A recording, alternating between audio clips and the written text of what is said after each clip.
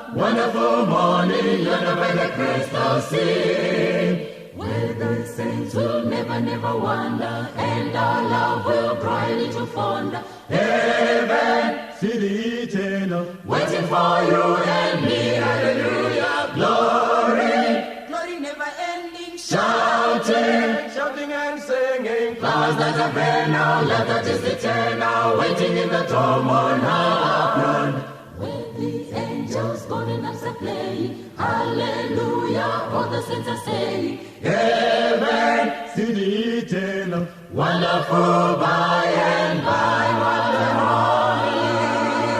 morning.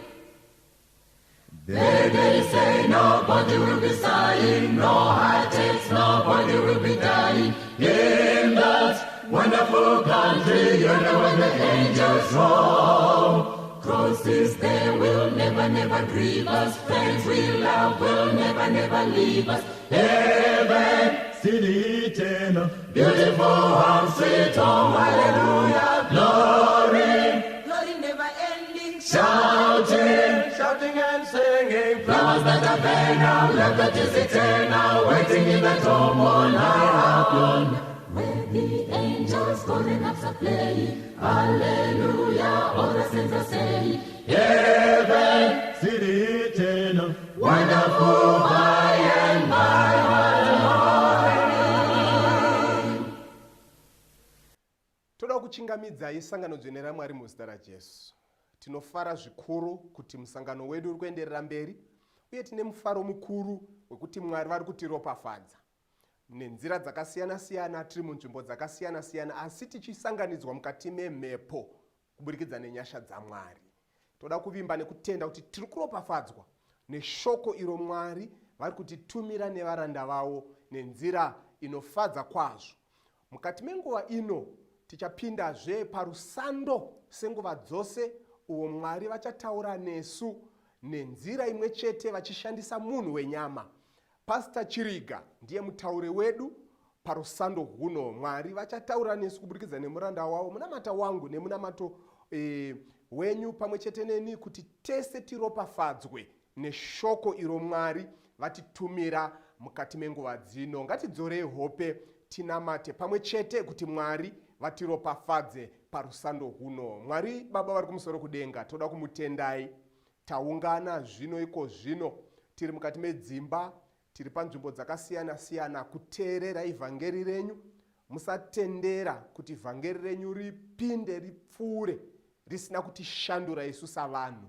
Tinonamatira mweya wenyu mutsvene akafemera pakunyorwa afemere kududzirwa kwaro. Tinzwe kuseri kweinzwi remunhu kuti Mwari vari kutaura nesu. Torarama sezvinoreva shoko renyu, towanira mweya yedu zororo. Chivai nesu kubva zvino nekusingaperi, tinonamata. Amen.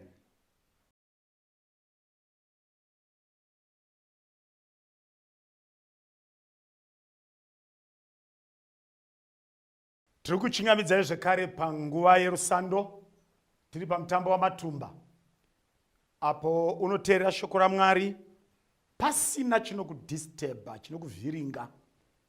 Toda kutenda nekutaura kwaMwari kwakuri pakati pedu vhiki rese. Takuenda kwamvura yecheka makumbo. Musoro wenyaya unotiwo pagomo reZion. Pagomo reZion ndo nyaya yatoda kutarisa panguva ino yatiri kupinda mukati meshoko raMwari. Mukati meBhaibheri tinotsanangurigwa nemakomo akawanda, ende pamakomo aya pakaitika zvakawanda, zvimwe zvinomirira zvazvinomirira.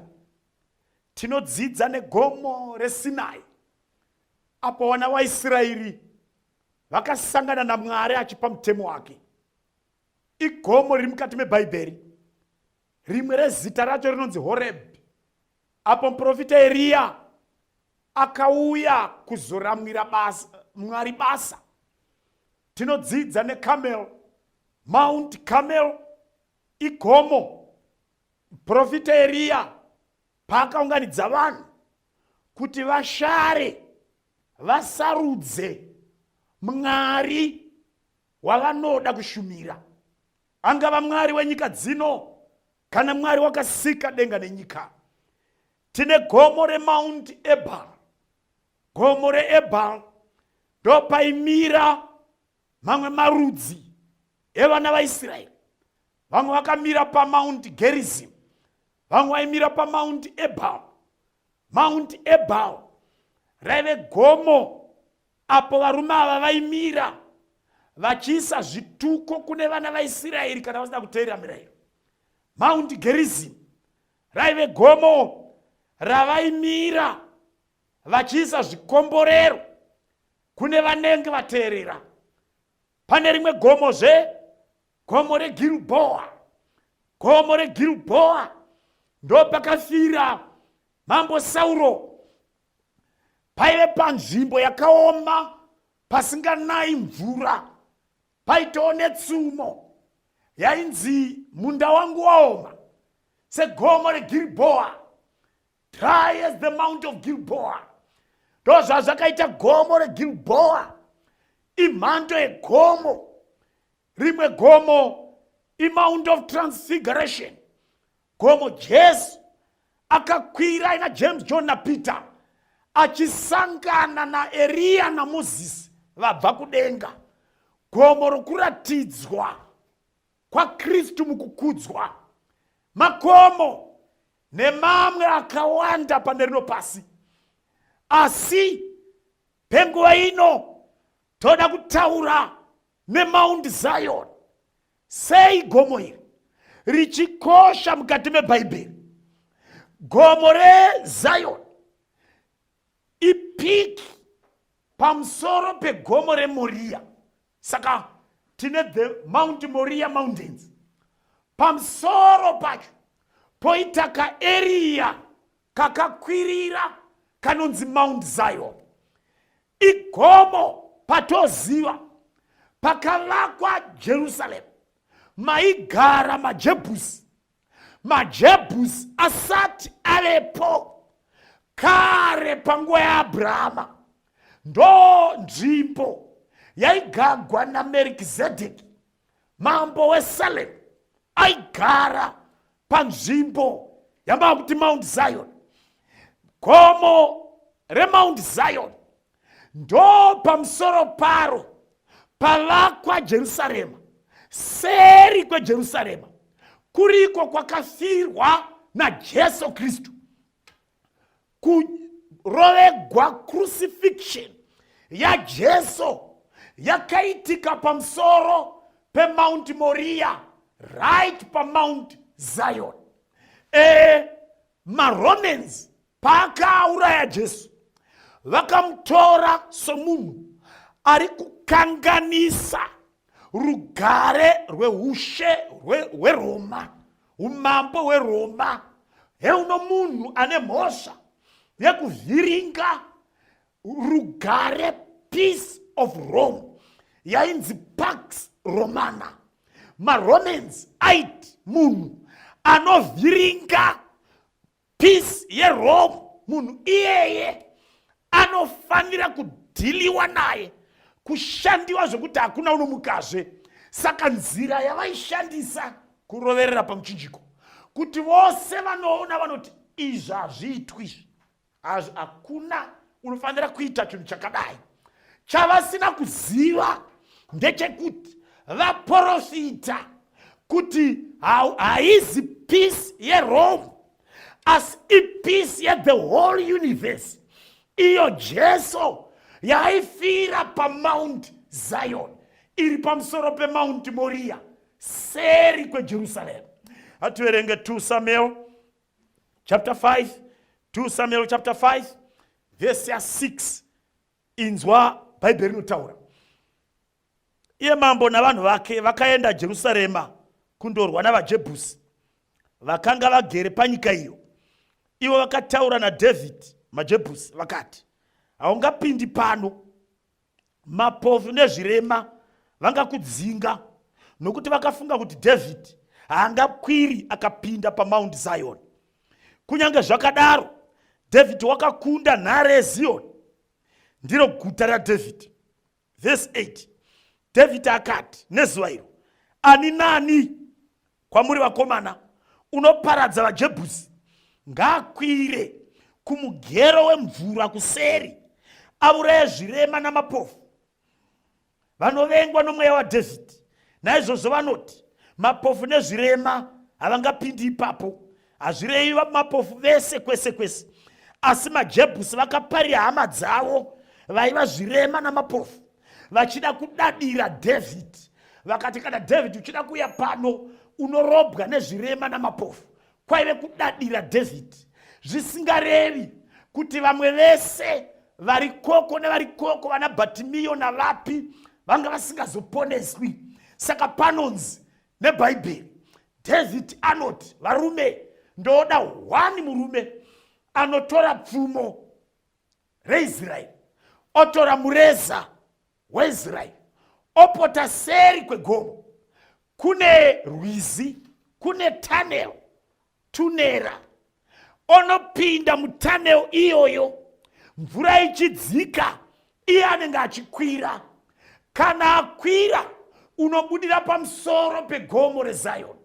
Kana waipapo woshanda maJebhusi, kana wamashanda wapedza, wosimudza pfumo nemureza, ini neami yose tomacha tichipinda muMount Zion.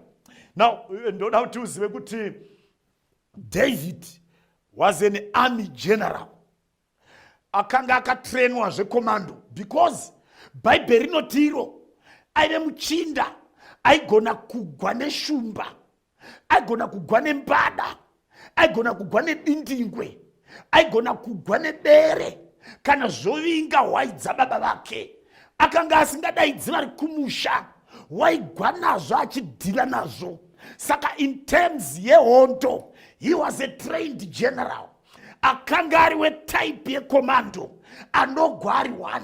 Saka anoti kudzidzisa maJebhusi handidi vanhu vakawanda, ndoda 1 person anopota seri, onokwira nemutanera, mvura ichidzika, iye anofanira kuita hwehove achikwira netanel, obuda pamusoro pegomo, odhila namaJebhusi, apedza osimudza mureza, osimudza pfumo, isu tomacha tichipinda muMount Zion. Bhaibheri rinoti munhu akaenda ainzi Joabhi. Handidi kutaura zvakawanda nemuchinda anonzi Joabhi, but muchinda uyu zvehondo aizviwisisa, aigona. Saka akaenda Joabhi akaita maitiro aJoabhi. Aita Joabhi anga ari mwana waZeruya, hanzvadzi yaDhavhidhi, aive muzukuru. Akati ndaakugwira umambo hwasekuru. Apedza Joabhi anosimudza mureza, osimudza pfumo, Dhavhidhi obva amacha achipinda muMount Zion.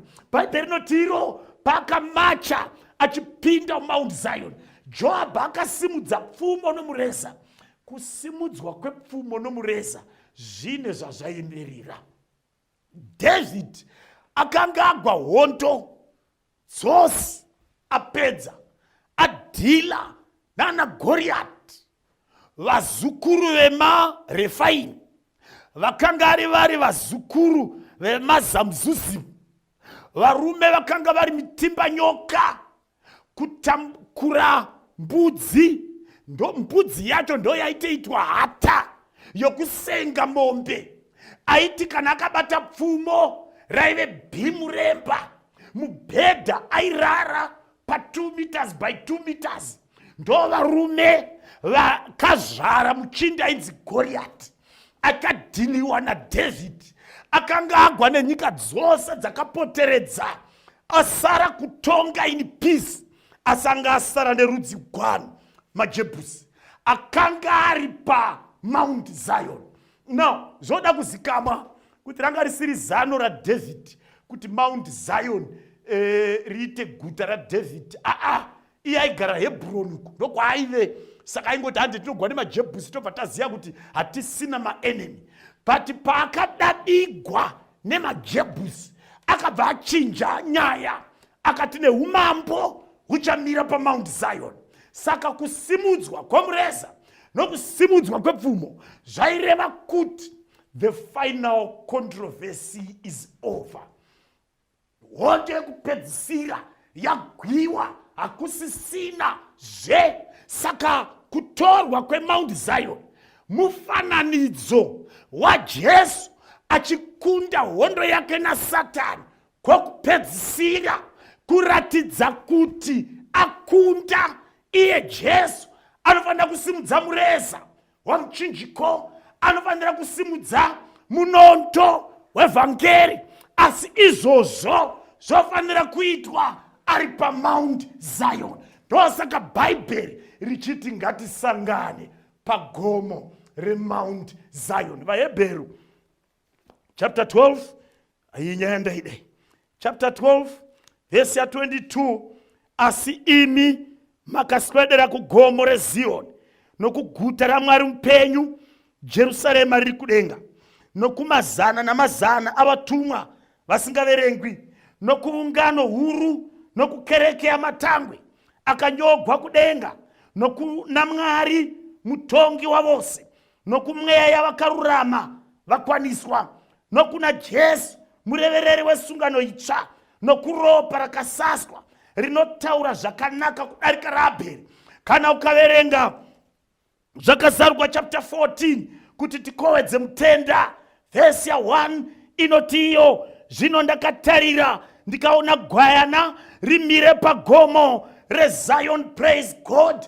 Bhaibheri kuti iro kwekupedzisira, Apostle Paul naMupostle John vese vanoita rukoko, vanoti ivo, imi mese makadaidzwa kugomo raMwari, Zion riri kudenga, kuguta rinonzi Jerusarema, guta ravatsvene, kunosangana ungano yevatumwa navatumwa vasingaverengi, kukereke yamatangwe, kune ropa riri nani pane raAbheri.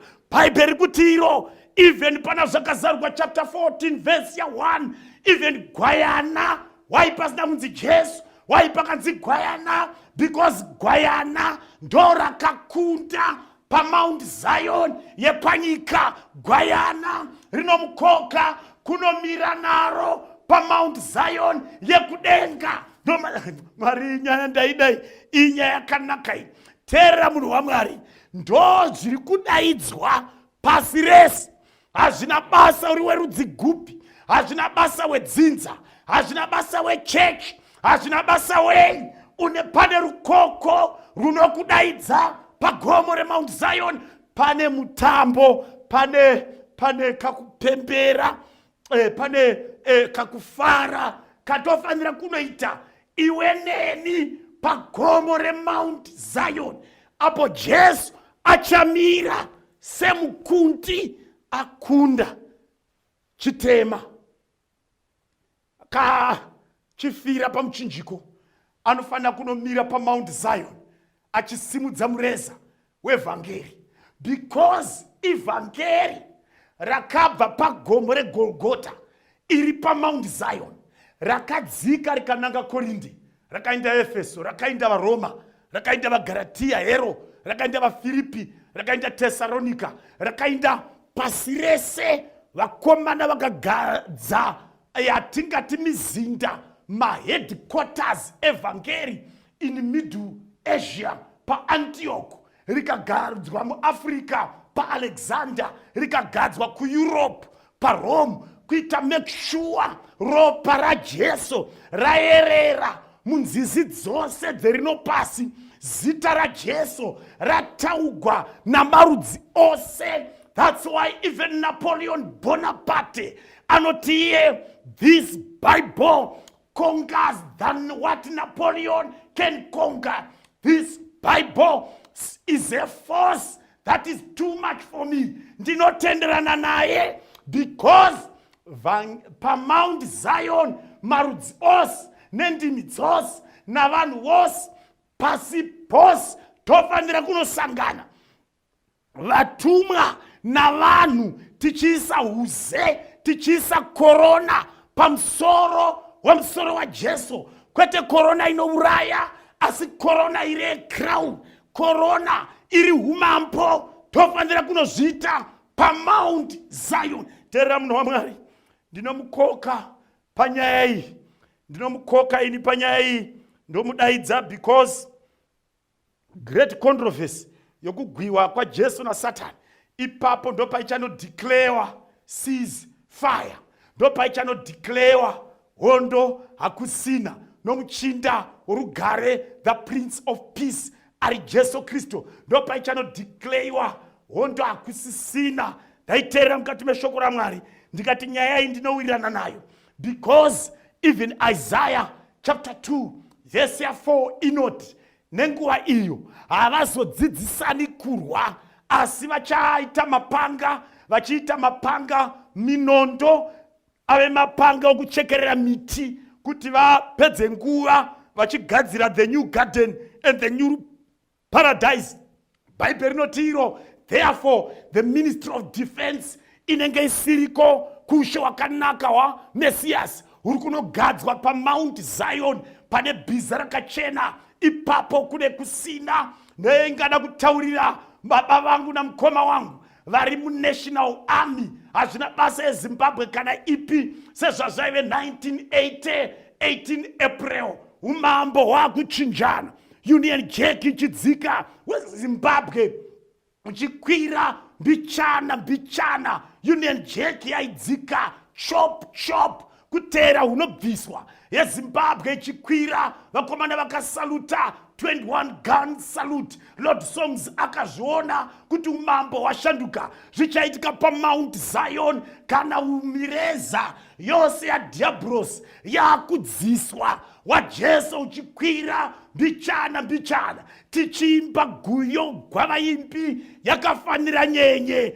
yakabayiwa mbiri. Haleluya, vatumwa vachidzokorora, hosana kumwana waDavid. Tenge tiri paMount Zion, ndati ministry of defense kunenge kusisina, ministry of health kunenge kusina. Isaiah chapter 33 verse 18 inoti hakuna uriko unoti ndinogwara, kunenge kusina mapiritsi namapana yadhura, ipapo tetakurarama upenyu nokusingaperi. Ngatisangane pagomo reMount Zion, asi ndineidi kuti ministry of agriculture inenge iriko, minda tagova muZimbabwe, asi hatichapedzi project iyi, inofanira kunopera tapa Mount Zion patinogova minda kusina unoshaya, isingaperi uchinoti ukadzvara maocha dzemumengo iwe unogumira paunoda, sezvaita varungu vaiti panetera bhiza, nesu tinenge chiti panetera mapapiro avatsvene,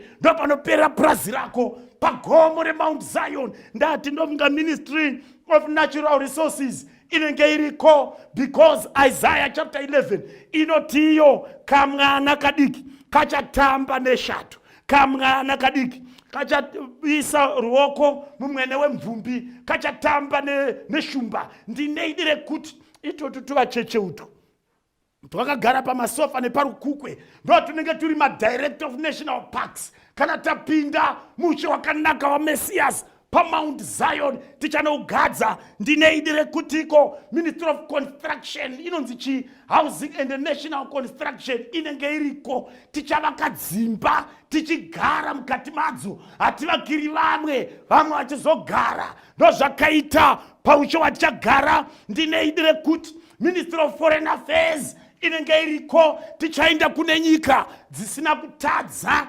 vachinotiona isu vanachiriga mabushmen, wobvunza kuti chii chakaitika, toti maronda ezvivi kupfupika, asi Jesu akatiponesa pane pasina mapassport, ropa raJesu rakatenga. Ndati ndinovimba kuti ministry of education inenge iriko, mwana wangu ane 5 months nekuda kwekorona asingadzidziswi, asi ikoko Jesu pachake ndiye the professor and the lecturer and the teacher and the headmaster. Tichidzidza kusvikira zvese zvamo, but for eternity.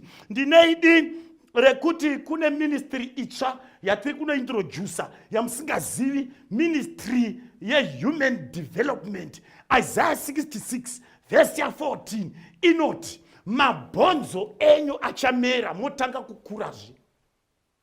Pagomo reMount Zion ngatisangane newe ipapo, wakaperegwa neumhandara uchahuda. Tinonodya pamuti weupenyu, mashizha acho ukadya anovhunura muviri, wotangazve patsva kutanga kutamba umhandara nokujaya, ngatisangane pagomo reMount Zion. Ndinoona vana mai vachigadzigwa musoro 3 hours vari pamunamato worunyararo, vakaiswa magaba muhair saloon. Hazvinetsi, munoenda pamuto upenyu motanha mashizha acho, motsenga. Kana muchida kuti vhudzi racho rizare, kana muchida kuti rierere, ndozvazvichaita kana tagadza Jesu paMount Zion akunda hondo dzekupedzisira. Ndineidi rekuti whether ndiwe kana ndiani, chidiso changu newe kubva runo ibhaibai chale, kuparadzana nenyika ino nokusingaperi.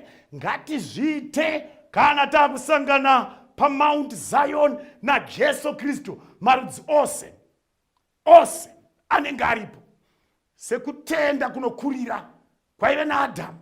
Anoti kuna Seti, mwanangu Seti, ndakufa, asi urangarire, tina appointment paMount Zion. Seti anoudza Enos anotaurira Kainani anotaurira Mahalalero anoudza Enoch anotaurira Matusera anoudza Lameki.